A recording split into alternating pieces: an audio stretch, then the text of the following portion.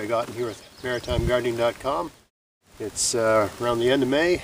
Beautiful spring morning, a little bit cool, about 8 degrees Celsius. Perfect for this time of year because the black flies aren't out. I've got about 2 more degrees of heat to go. Once it hits about 10 or 11 or 12, what I'm going to be doing in a few minutes will be impossible.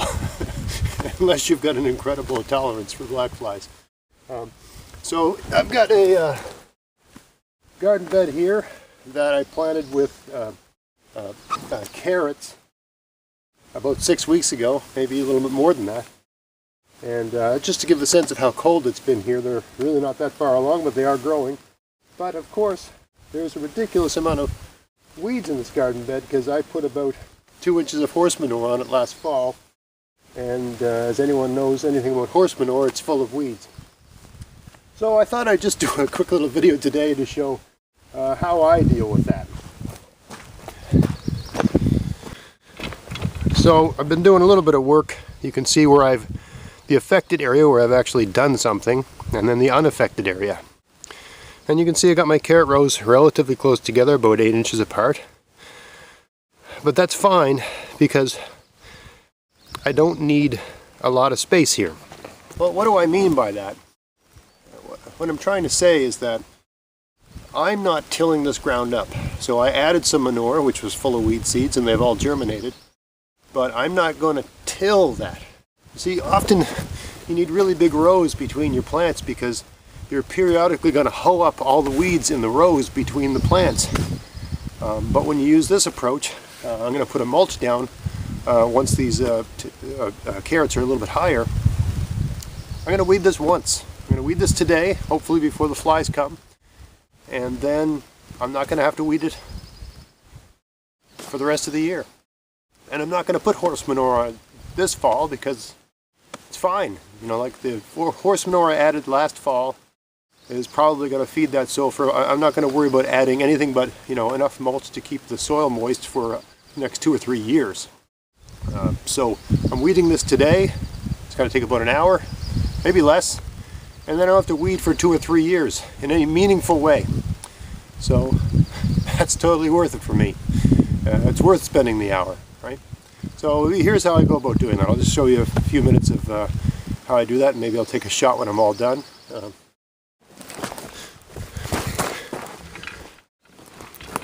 So you've got this sort of before shot.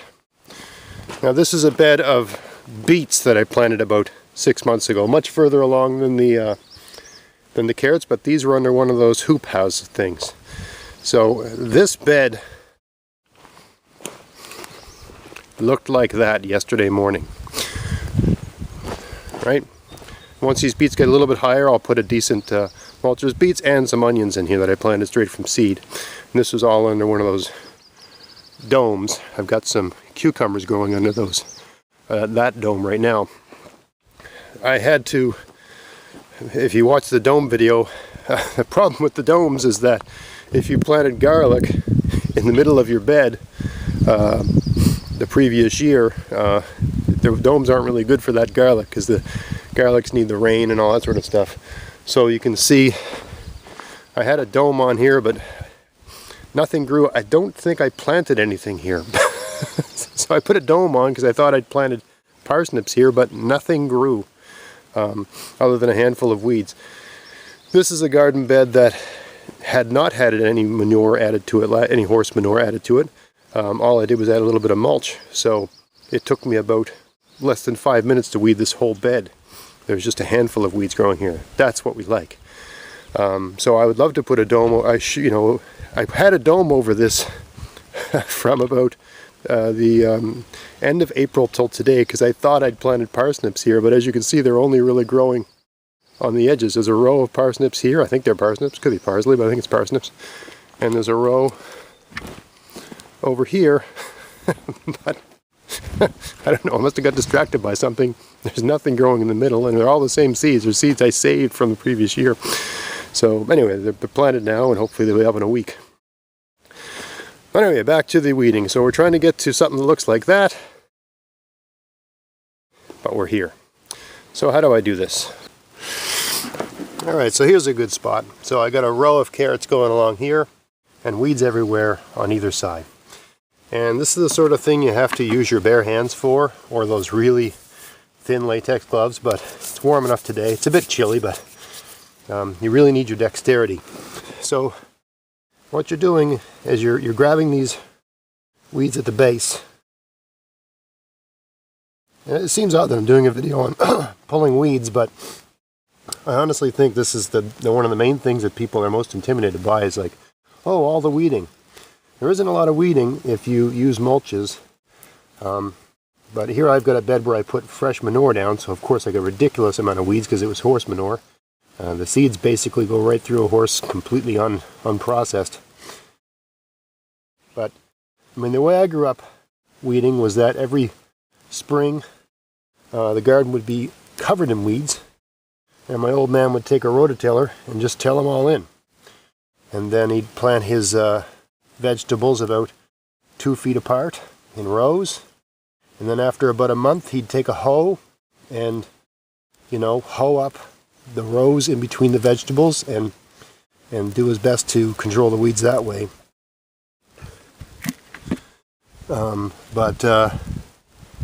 But he'd be perpetually weeding all summer long. So this way, you really, you don't have to do this very often. But you just grab them at the base and pull them out, and just work your way through it. Right? It seems time consuming once you really get going at it. It doesn't take too long. And, is it taxing on your body? Yeah. Hunching down like this is taxing.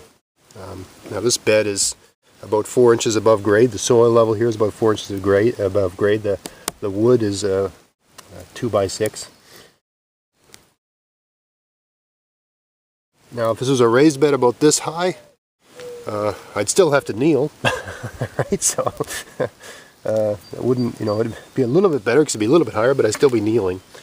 Given that the wood's going to rot anyway, I tend to go with, I'm a cheap guy. I like to save costs wherever I can, so I go with just this simple thing. Anyway, you just pick away at it. And you also, I don't have a problem here. I think these are fine. I might thin these a bit later, but I'm not thinning them right yet. I don't think it's necessary.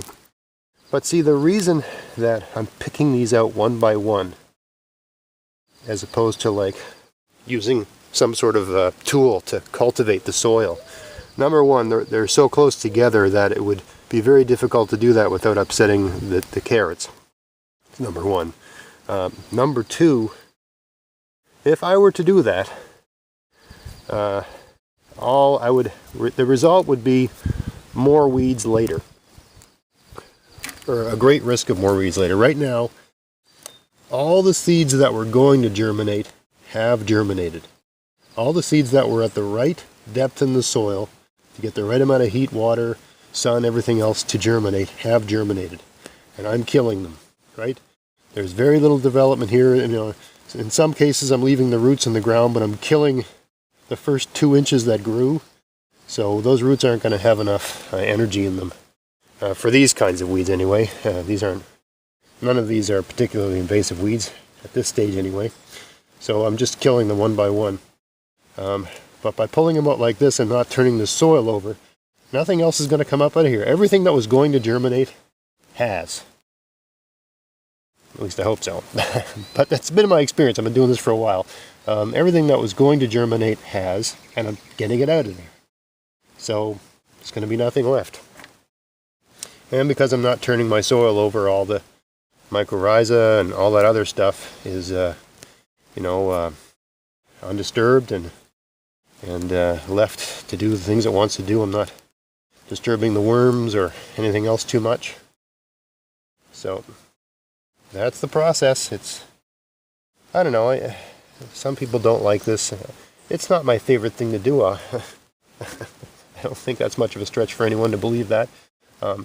But, I come out here and I turn the radio on and I just let my mind wander and think about whatever's on my mind. And it's just almost meditative in a sense, because you're completely focused on what you're doing, and you just get to be alone with your thoughts. And as I mentioned earlier, I'm not going to be doing this here next year, right? This bed's good. That almost looks like spinach. I wonder if it is spinach. Wouldn't that be something?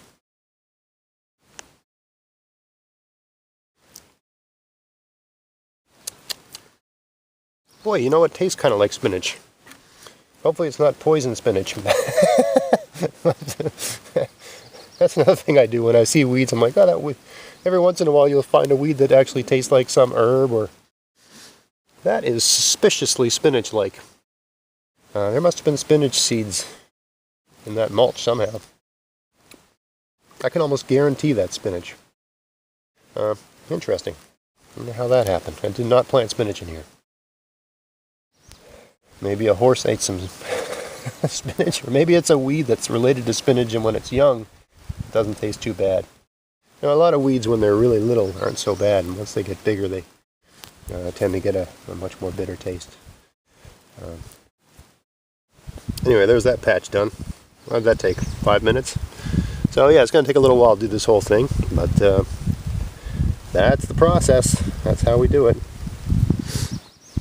Maybe I'll take a shot of this when I'm done. Alright, it's been almost a week since I started that video, and now that garden is weeded. I had to leave it for a number of days. I just couldn't get back to it, too many other things going on. But I finished it up yesterday evening, and looking pretty good now. Lost a few carrot plants in the process, so I'll just reseed that. Not worth sweating it. In all, I would say it took about an hour and a half, which is longer than I wanted, but it's done, and it's all weeded, and the reason it took so long is because I had the rows so close together. They're about a hand span apart, which just makes it more tedious, because you got all that, you know, all the weeding that happens in with the plants is very time consuming, right? If you've got a wider space in between, you can just sort of smush everything up. But when you've got a row here and a row here, it's very tedious trying to get them out. But nevertheless, I got all the manure for free, and it's an incredible growing medium, so it'll work out fine. Just to give you a sense of the contrast, this garden here is kale and garlic, of course. Now, I didn't add anything to this, I just left it.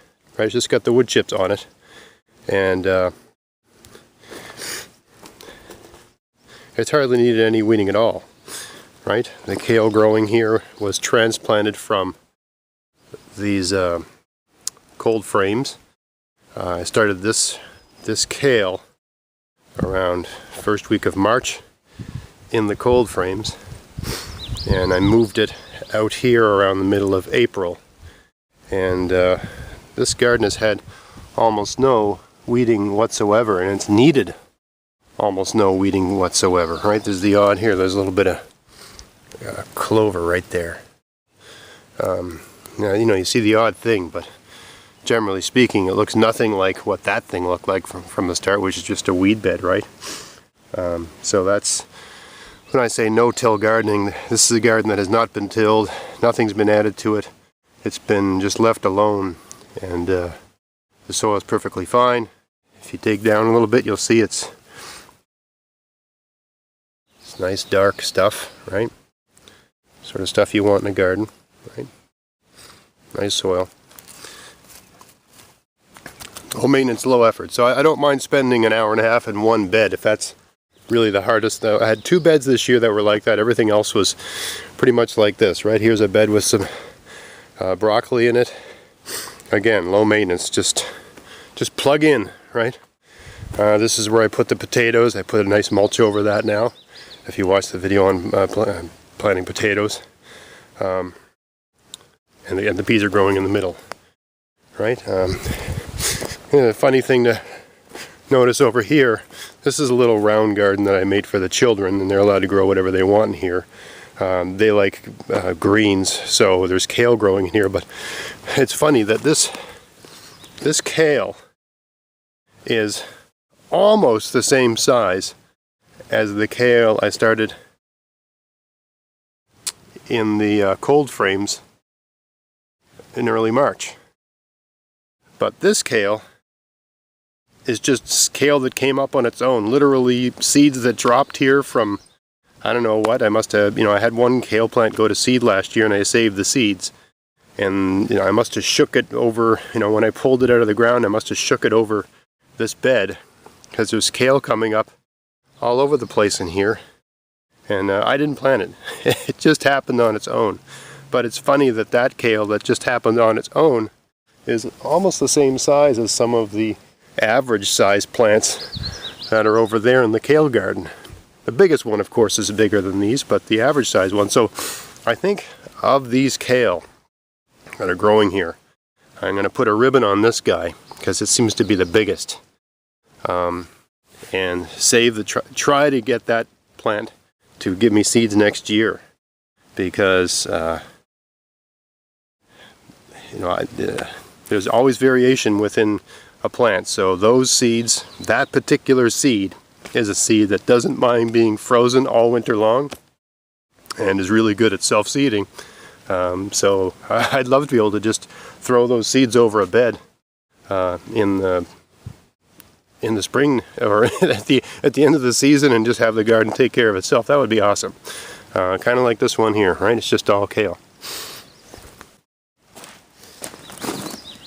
Alright, so just a little video on dealing with weeds in a permaculture garden, a no-till garden, and what that's all about, and also dealing with weeds when it comes off the rails and you have an overwhelming amount of weeds. It's still doable, and you have to be zen about these things and just look at it like a meditative exercise. I'll come out here very early in the morning before the flies. I don't know if you can see the black flies right now, but they're a bit annoying. I wouldn't want to be weeding right now.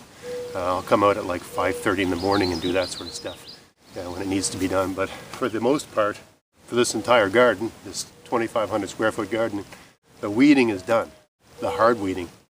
The odd weed's going to pop up here and there, but that's nothing. It's easy to take care of. So it's June 1st, June 2nd, and I've really done all of that. Now I'm just plugging seeds in the ground, moving plants around, and managing the space, and of course eating, which is great. So I hope you like this video. If you like this content, subscribe to the channel, like us on Facebook, check my column in Local Express, and until next time, get out there and get at it. Thanks for watching.